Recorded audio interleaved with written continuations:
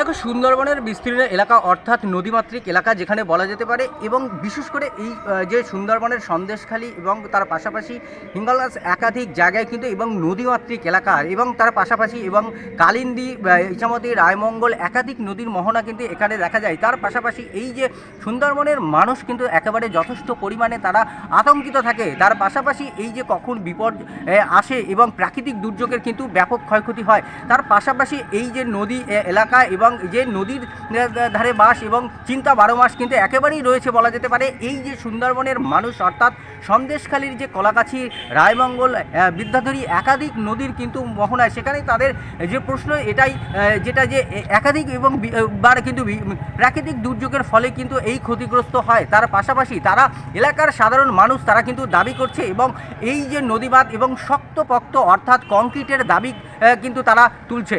সন্দেশখালী থেকে সুকান্ত দাসের report, crime press Bengal news, Sandeshkhali. উত্তর 24 পরগনার বসিরহাট মহকুমার সন্দেশখালী 2 নম্বর ব্লকের সন্দেশখালী, রায়মঙ্গল, ডাসা, কালিন্দী, কলাগাছি একাধিক নদীর বাঁধের বেহাল অবস্থা। দীর্ঘদিন ধরে সাধারণ মানুষ এই বাঁধ নিয়ে সমস্যার মধ্যে রয়েছেন। নদীমাতৃক এলাকা হওয়ায় প্রাকৃতিক দুর্যোগের ফলে প্রায়শই ক্ষতির মুখে পড়তে হয় এলাকার বাসিন্দাদের।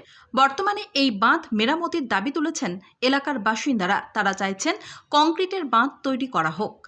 সন্দেশখালী থেকে সুকান্ত দাসের report, crime press Bengal news.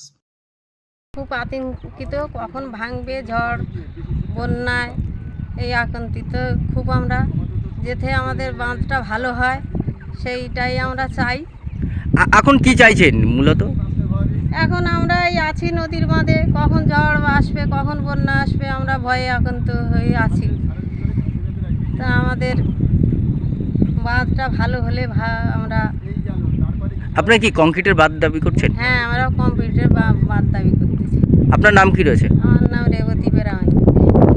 সারা দিন বা সারা রাত ঘুমোতে পারি না। আজকের কয়েকটা বছর এরকম একটা পরিস্থিতি, সারা রাত করে নদীর বাঁধের উপরে আমরা ঘুরে বেড়াই। সরকারের কাছে আমার এটাই অনুরোধ, এই নদীর বাঁধ যাতে কংক্রিট হয়, যাতে মানুষ বসবাস করতে পারে সুন্দরভাবে। তার জন্য আমার অনুরোধ, সরকারের কাছে অনুরোধ, নদীর বাঁধটা যাতে কংক্রিট হয়, এটা রিকোয়েস্ট। যে এই দ্বিতীয় কথা, এখন যা নদীর যা স্রোত বা ঝড় বৃষ্টি, আর কয়েকটা দিন পরে অর্থাৎ জানুয়ারি, মার্চ, এপ্রিল মাস থেকে আমরা হয়তো এখানে থাকতে পারবো কি না বা বাড়িতে বসবাস করতে পারি না আমরা। এত নদীর স্রোত, এত নদীতে বান আসে, ঢেউ আসে, এবং নদীর যে বাঁধগুলো ভেঙে গেছে একবারও কোনো। মূলত কি দাবি করছেন?